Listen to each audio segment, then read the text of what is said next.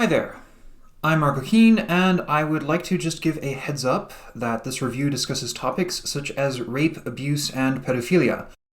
I initially wanted to cordon all talk of the subjects to a specific section of the video, but the topics are so central to this book that, even if that were possible, it would take up half the runtime.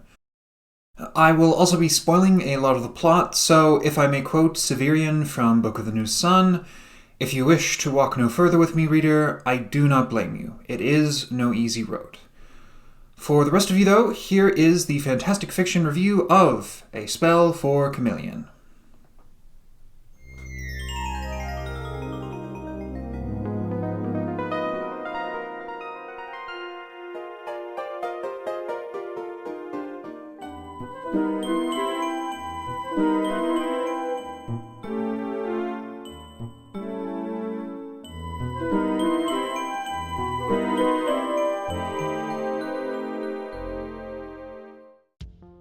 I love sex comedies.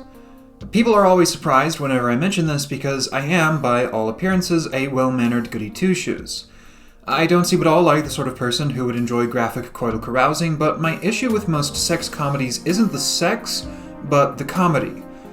Something like Sausage Party or American Pie doesn't appeal to me in the same way that something like Menage a Trois or The Rockcocks does, not because of the sex itself, but because of the cynical boys will be boys mentality it promotes. I don't think that sex comedies have to cater to a critical elite, but my own likes and dislikes usually leave me disappointed or unamused with the genre. This is why, despite the Xanth series being on my radar for years, the thing that finally got me to read A Spell for Chameleon, the first book in this still ongoing series, was a comment online that Xanth was, like Terry Pratchett, but horny. Terry Pratchett never delves too deeply into sex, with Discworld usually relying on innuendo or leaving it up to the reader's imagination. So the idea of an author with the same wit, charm, and humor as Sir Terry writing a sex comedy seemed like it would be right up my alley, as it were. Of course, that isn't remotely what I got with A Spell for Chameleon. But before getting to that, I should mention the elephant in the room. Piers Anthony is, by all accounts, a thoroughly unpleasant individual. Since the 90s, he has become increasingly open in his defense of adult men engaging in sexual relations with children, with works like Firefly and Tatham Mound openly defending and glamorizing it. He corresponds with convicted child molesters, believing that the problem is not with what is deviant, but with our definitions. And even in his works that involve only adults, there is a common theme of men having to constantly restrain their urges to rape women, of which women should really be more appreciative. Women of any age are interesting, and as a general rule, the younger a woman is, the more interesting she is, because natural selection dictates that the man who controls the greatest part of a woman's fertile years will have the most children. A girl of 12 may have breasts and be a young woman in appearance. She is sexually desirable, regardless of law or custom. A girl of 11 may lack the breasts but be of similar general appearance, and her clothing masks her lack of maturity. So it is evident that some men aren't concerned about the distinction and go for the vagina regardless. I knew all this going into Chameleon, but I, like most people, sort of assumed that this was something that slowly developed in Anthony's fiction sometime around the publication of The Color of Her Panties, which, yes, is an actual title of an actual book that he actually wrote. One teenage boy has already written and says, "Please change the title, my mother won't let me have it otherwise." Well, it's going to be a real shock when it hits the bestseller list, but we're going to freak out the world. Anthony went insane, I thought. He didn't start out insane. So my initial plan was to read the Xanth series from the beginning and see how far I got before the tract and pedophilia got too much for me. Because I have to admit, the prospect of something like a mix between Terry Pratchett's writing and Dangerous Bride's art was too wonderful to pass up. And even if fans of Xanth admit that the series got progressively lazier and worse, A Spell for Chameleon is widely regarded not only as the best entry of the series, but perhaps the best thing Piers Anthony ever wrote. So, how did I like it? I didn't. At all. I think it is a fun romp with some genuinely clever ideas, laid low by Anthony's intense misogyny and adherence to toxic masculinity and rape culture. Pretty much every awful sexist idea you can think of is presented sympathetically in this book, and the fascination that allowed me to finish reading was largely of the bile variety. However, I think simply dismissing this book as misogynistic drivel would be doing it a disservice. Despite how much I hated it, Chameleon is still in print, and even if many Goodreads reviews of the Xanth books are along the lines of, "I loved these books as a kid and am now absolutely horrified with them as an adult," you cannot deny the popularity of Xanth. Not even Anthony can. I do one Xanth novel a year because at the moment that is all the publishers will accept. They don't want any other type of fiction from me, so Xanth pays my way. And even though this popularity mainly comes from younger readers with a high turnover upon these fans reaching adulthood, I don't think the reason behind this popularity is simply children having undiscerning tastes. I think there's more to it than that. And so, while I fully intend to dissect everything I hated about A Spell for Chameleon with this review, I also want to discern just what the secret to its success is. So, if you've been watching my reviews for any time now, you know that I begin by asking, what is A Spell for Chameleon? A Spell for Chameleon is the story of Bink, a young man living in Xanth, a fantasy equivalent of Florida. Every human in Xanth is born with a magic talent, but even at 24, Bink has yet to discover what his talent is. This is a problem because if a person cannot display a magical talent by the age of 25, they are exiled to Mundania, a fantasy equivalent of Alabama. Ugh! Not wanting to live in the Yellowhammer state, Bink sets out to find the good magician Humphrey, who should be able to tell him what his talent is. But as Bink begins his journey, trouble is brewing in Mundania, which may threaten all of Xanth. How does the world of A Spell for Chameleon work? Well, as stated earlier, the world of Xanth is inspired by Florida, where Piers Anthony lives. A magical barrier surrounds Xanth and prevents anyone from the outside world of Mundania from getting in, but you can get out through a designated guarded area. All humans born in Xanth have some innate magical talent, which can range from being able to put a spout on a wall, being able to make your urine turn purple, or being able to turn a thing into another thing.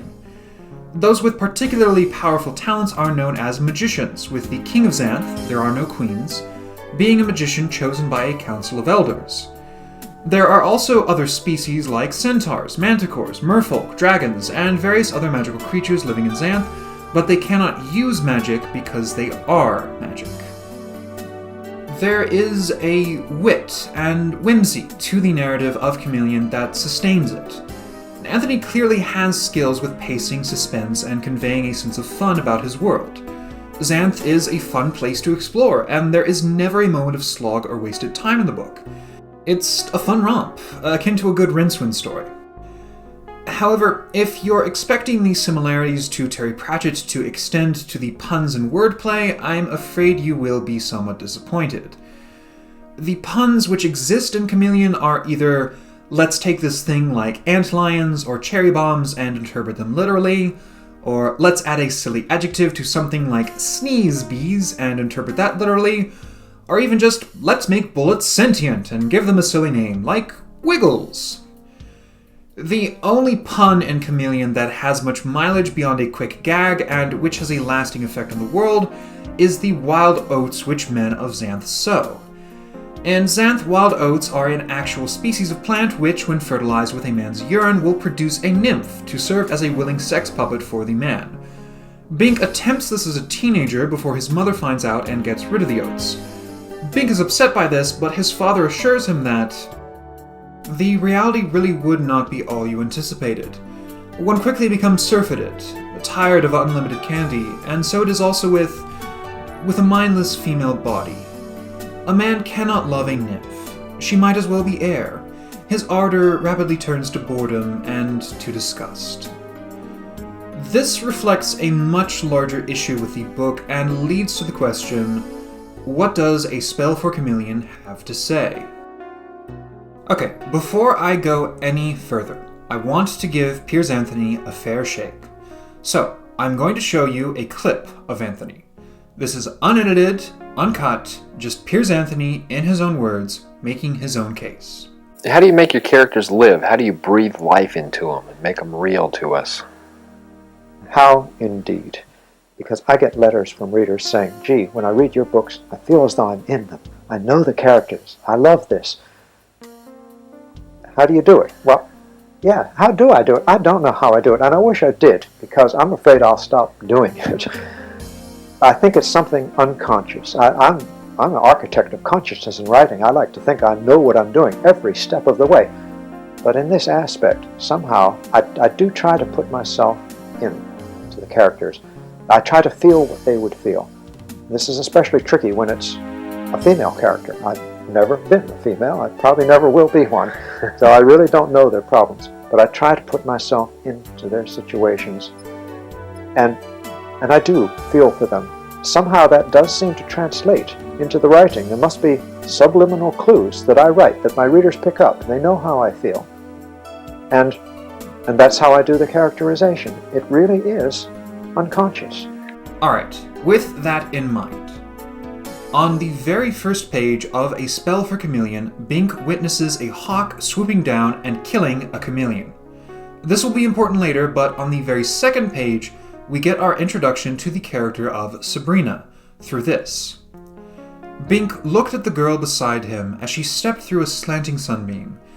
He was no plant, but he too had needs, and even the most casual inspection of her made him aware of this.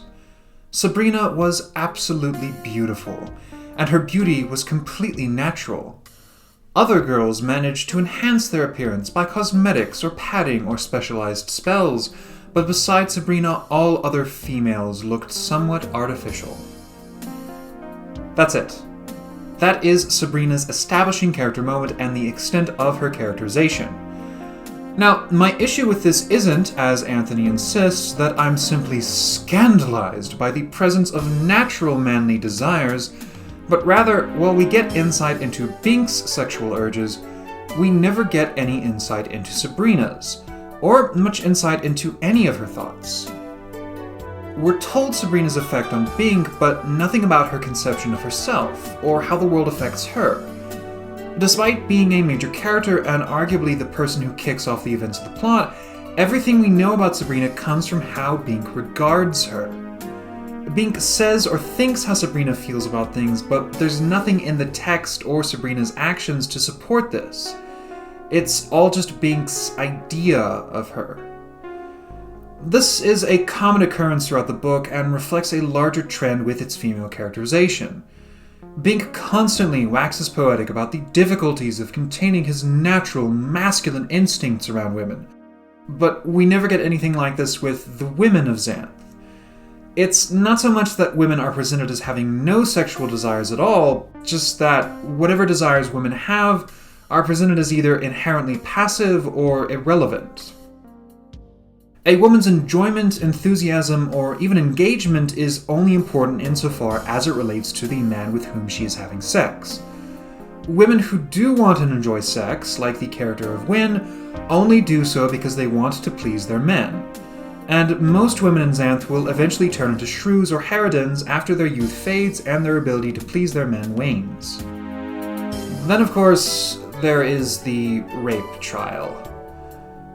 You see, as Bink continues his journey to the good magician Humphrey, he spends the night in a kindly old couple's house.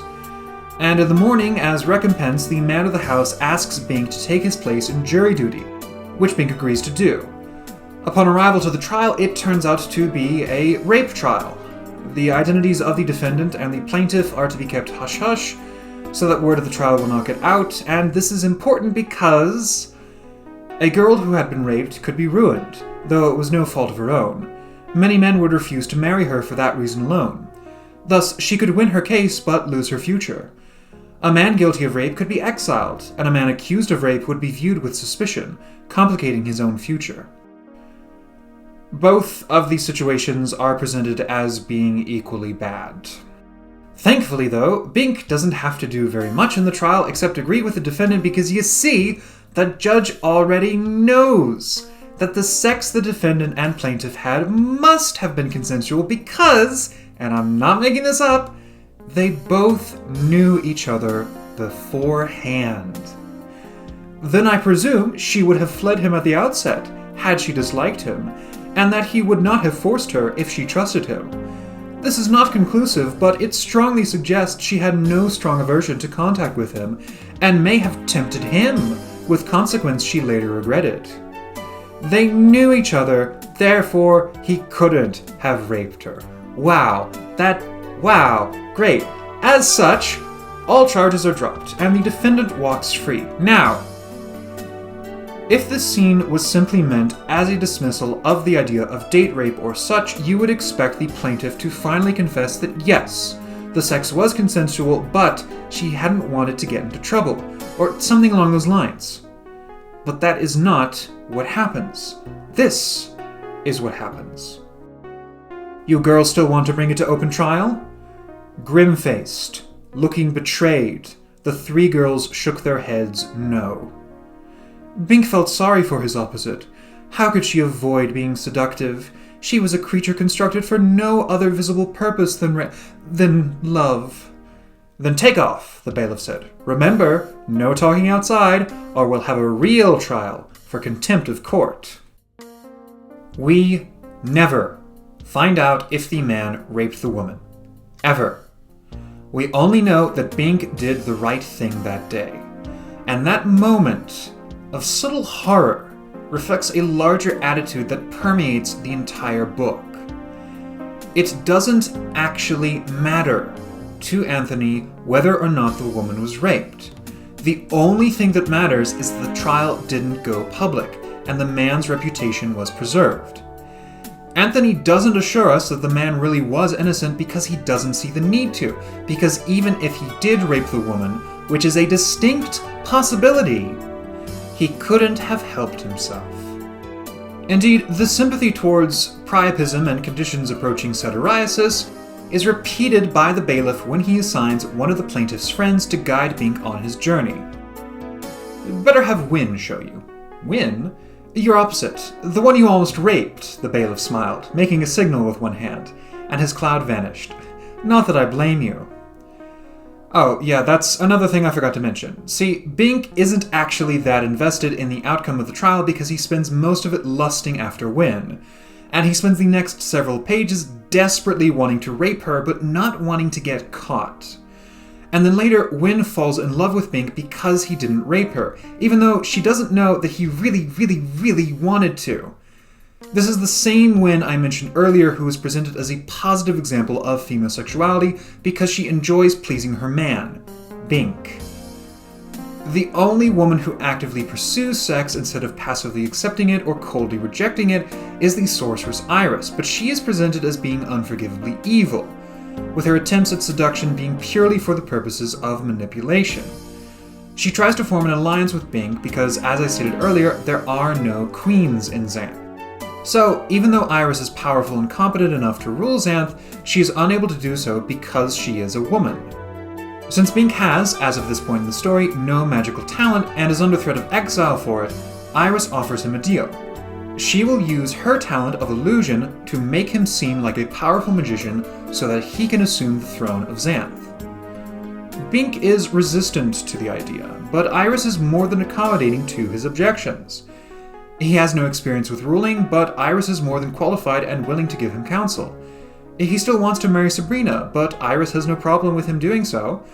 And he wonders at the morality of the takeover, but Iris points out to him that the current king of Xanth is so old and senile, just about everyone wants to see him go. And why should Bink remain loyal to a system that is going to exile him? Bink has no response, but he knows that Iris is evil because she wants to manipulate him. She is somewhat incensed by this accusation. Nonsense. All women are the same inside. They differ only in appearance and talent. They all use men. And Iris uses her illusions to assume the most sexually tempting forms she can to bring Bink back into the fold, even succeeding for an instant when she assumes the form of someone 14, very slender and innocent. Bink was suddenly forcefully tempted. There were times when he wanted this, though he had never dared admit it openly. In case you forgot, Bink is 24, almost 25. But despite his intense temptation, Bink refutes the sorceress. and as he sails away from her island with the only boat she possesses, he seriously ponders why he didn't accept her offer. Eventually, though, he figures out an answer, in what I think is a very telling passage. Though the present king was ineffective, and many problems were developing, still Bink was loyal to the established order. This element of Bink's character comes to the forefront in the second half of the book, when he encounters the story's main villain, the evil magician Trent. Trent is evil because he wants to be king. That's it. Trent is charming, polite, brings up several major flaws in the social status quo, and is fully committed to instating positive changes through the most efficient and bloodless methods possible. But he threatens the established order, and so Bink knows that he is evil. Now, normally when a writer wants you to view a rebel or insurgent in an unsympathetic way, they add some caveat or subversion to their character. Maybe their cause is just, but their methods are too extreme. Or maybe they don't actually believe in the cause, they're just using it to acquire personal power. Or maybe they're actually working with the establishment to draw the real rebels out. Something like that. But Anthony doesn't do that because, again, like with the rape trial, he doesn't consider it necessary or important. Trent remains compassionate and committed to his cause throughout the entire story. It's just that this cause is one which Anthony finds evil in and of itself.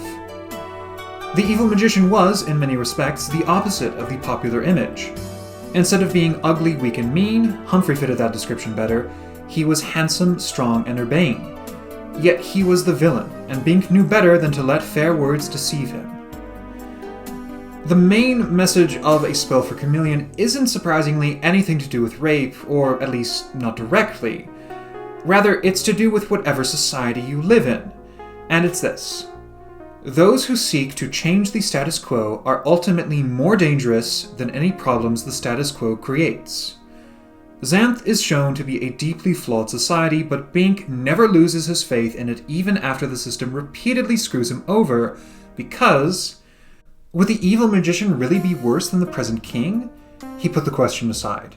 It is not for us to decide. The Council of Elders will choose the next king. The law of Xanth must determine the possession of the crown. Yes, she agreed. Bink had surprised himself with an excellent statement of the situation, but of course it was beyond her present understanding.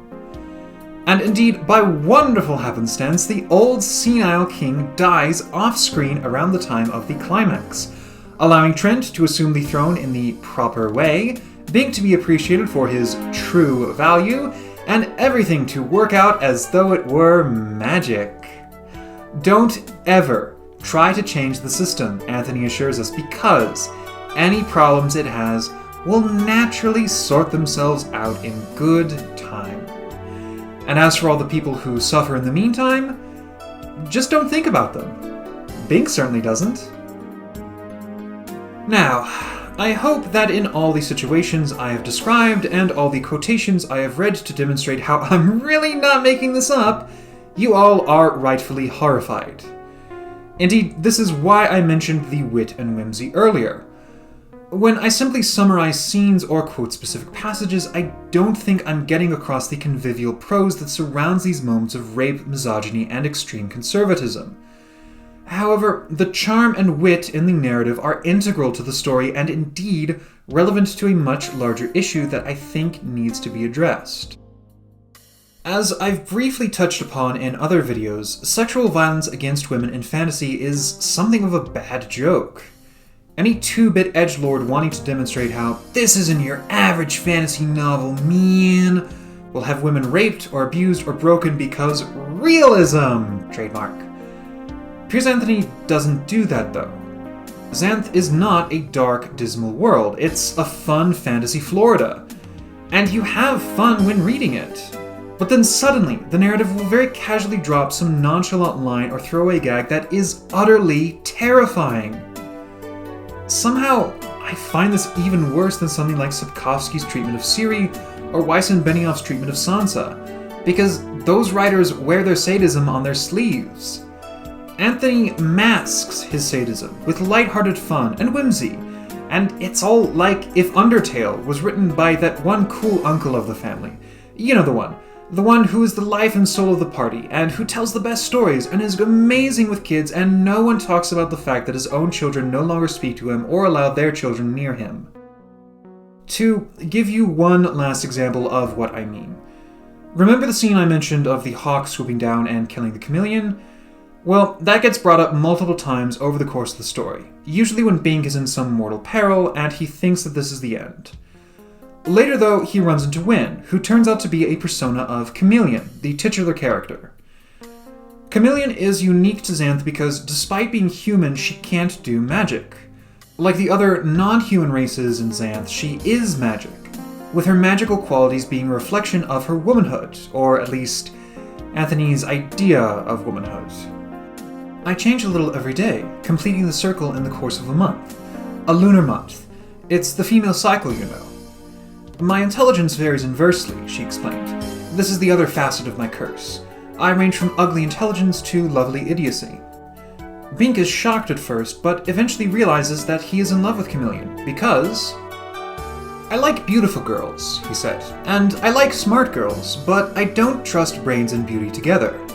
I'd settle for an ordinary girl, but she'd get dull after a while. Sometimes I want to talk with someone, and sometimes I want to... He broke off. But Bink, she said when she had the chance, I won't stay beautiful. That's the point, he said. I like variety. I would have trouble living with a stupid girl all the time, but you aren't stupid all the time. Ugliness is no good for all the time, but you aren't ugly all the time either. You are variety, and that is what I want, and what no other girl can give me. Oh, yeah, Sabrina, he totally forgets about her. Instead, he gets the much better Chameleon, with their happily ever after being summed up in the book's final passage. Then Bink was kissing Chameleon, his ordinary, wonderful girl. She had found her spell all right. She had cast it over him. It was the same as Crombie's curse. It was love. And at last, Bink understood the meaning of the omen. He was the hawk who had carried away Chameleon. She would never get free. You see what I mean? All of these elements of a spell for Chameleon are horrifying, and yet at the same time, uncomfortably fascinating to me. Because they reveal so many details of misogyny and rape culture that I don't think many people understand. We still have this popular image of misogynists in media, popularized by creators like Joss Whedon and Stieg Larsson, where they're basically cartoon sexists. The kind of men who keep murder dungeons in their basement or send fucking whores, emails to women who won't fuck them. And while those types of men definitely exist, they aren't what keep rape culture alive. Most rapists are like Bink. They're charming, affable, ordinary men you meet on the street and probably know. Despite Anthony's insistence, 90% of all women raped knew their attacker beforehand. 90%. And these same charming, affable, ordinary men simply have a casual, callous disregard for the personhood of women. These are the undetected rapists, the men who have never been arrested or suffered any serious consequences for their crimes, and who continue to rape because why shouldn't they? If they got away with it once, why should they stop? They will always find a way to justify what they did. She was asking for it. I couldn't help myself. It's not my fault. And they will do it with a smile. As for Piers Anthony himself, there is no evidence of him committing rape or molestation in the real world.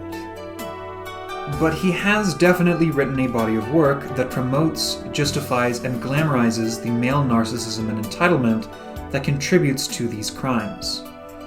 And if a spell for Chameleon really is the peak of his writing prowess, the least misogynistic and pedophilic of his works, then I don't think it has any real value beyond a portrait of that narcissism and entitlement.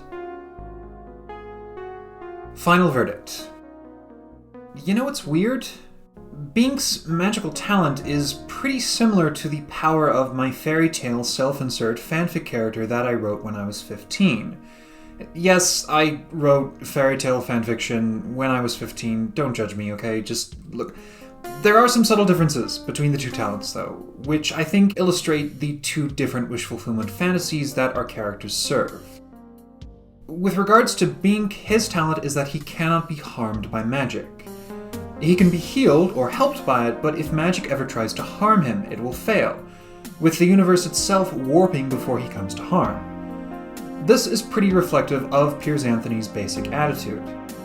If there's one thing that remains consistent through every interview and post I've read through in researching him, it's Anthony's deep and unabating disdain for editors, and publishers, and movie executives, and game designers, and reviewers, anyone who is not him, but who thinks that his stories could be improved if he changed things is someone Anthony regards as a close-minded simpleton at best, or a disgusting monster at worst. The only editor he has anything positive to say about is Lester Del Rey, who agreed to publish a spell for Chameleon. Anthony has never been shy about the fact that his life has been full of people who have slighted him and whom he regards as unforgivable and holding him back. If you have any reaction to his work besides fawning adulation, you are a warped, bitter degenerate, and you cannot appreciate his genius. It is never his fault, and Bink reflects how he thinks the world should treat him, only giving benefit but never harm, and demonstrating that, despite what the haters say, he's so much better than any of them. He was nothing, and his talent was nothing, until finally revealed as quite powerful. This is the private dream of just about any reader, to have his/her nonentity become great. With regards to Zark, that was my character's name. Look, I never said it was good fanfiction, okay? He can't be harmed by magic, but he can't be helped by it either. He can't use or be affected by magic in any way, and he has to rely on his own cunning, resourcefulness, and combat prowess to defeat his enemies. Because even if spells won't work against him, most of the characters in Fairy Tail can brawl well enough without magic. And this was pretty reflective of my own desires in high school. High school just had so many rules and rituals and social etiquette minutiae that I just didn't care about. And I dreamed of being able to simply cut through all the bullshit and prove my worth in some way, to show that I didn't need to be special to be somebody. I bring all this up because now that we've reached the end of the review, we've reached the point where I'm supposed to assure you all that Anthony may be rich and successful and unrepentant, but in reality, I'm the one living the more satisfying life because I'm not as misogynistic as him. That's what I'm supposed to say, but honestly, I can't. Piers Anthony is rich and successful and unrepentant. He's been on the New York Times bestseller list for years. He's able to make a living solely off of writing, something almost no one manages. He was, by all accounts, happily married to his wife of over 60 years, still gets on well with his children, and has found love again even after his first wife's death. There's never going to be a hashtag cancel Piers Anthony movement or a serious call to boycott his books.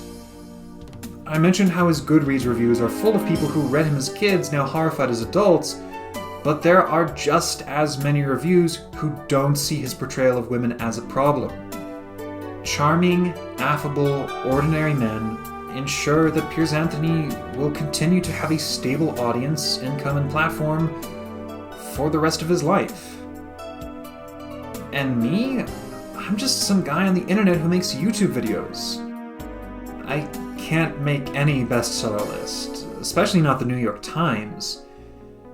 And I was a lonely, horny loser at 15, and I'm still pretty much a lonely, horny loser now. If anyone can be said to be living the happier, more satisfying life, it's very clearly Anthony, and not me. But in comparing Bink to Zark, I think I figured out why Xanth managed to strike such a chord with young audiences. Why it still pays Anthony's way. Why it was once more popular in the American fantasy scene than Tolkien. Being reminded of Zark reminded me of what it was like at 15, and honestly, it wasn't that great. I just moved across the country, I didn't have any friends, I was a hormonal mess, and I still had a lot of issues that I wouldn't even start to work on until I got to college, because at 15, I really didn't like myself. If there is one thing that remains consistent about the reviews from people who loved Xanth as kids, it's that when they were kids, they felt isolated, outsiders, freaks and geeks who didn't fit in and didn't like themselves. And if there's one thing Anthony always cites as the value Xanth has, it's in providing an escape to kids who very clearly don't like themselves or where they're at in life. This is a feeling Anthony understands all too well, given how his own childhood was filled with neglectful parents, childhood bullies, and an education system that wasn't designed to accommodate his undiagnosed learning disabilities. Mind you, R. Kelly and Jimmy Savile also had bad childhoods, so I don't bring this detail up as a defense of Anthony or his work. But I do bring it up because Anthony understands a very fundamental need that most young people have: to be validated. When he defends adult men molesting children, he does so on the grounds that these men give the children what their abusive families don't. When he defends the sexualization of minors, he does so on the grounds that most teenagers are hormonal messes who are violently discouraged by society to express these desires.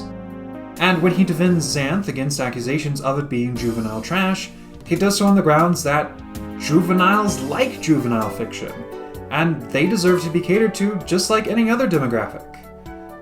Bink loves himself. The narrative rewards this self-love, and through him, Anthony assures the reader, it's okay to like yourself. I think he goes too far, saying that it's okay to like yourself because you're already perfect, you never have to go through any form of self-improvement, and if someone criticizes you, they're in the wrong, and you should never admit fault. Also, despite his insistence, I don't think a fouled-up childhood is something one simply gets over. Trauma isn't really something you get over so much as something you learn to deal with. However, I think that's the key to audiences outgrowing Xanth. Not simply getting older, but learning to deal with whatever was in their childhoods. Reading Xanth is like getting into one of your first relationships. You know the kind. The one where we don't think we can do any better because we know just how much worse it can be, and so we put up with it before, hopefully, realizing that we'd rather be alone and like ourselves than with someone who doesn't actually make us happy. There will always be vulnerable kids who connect with Xanth, and I can't really blame them.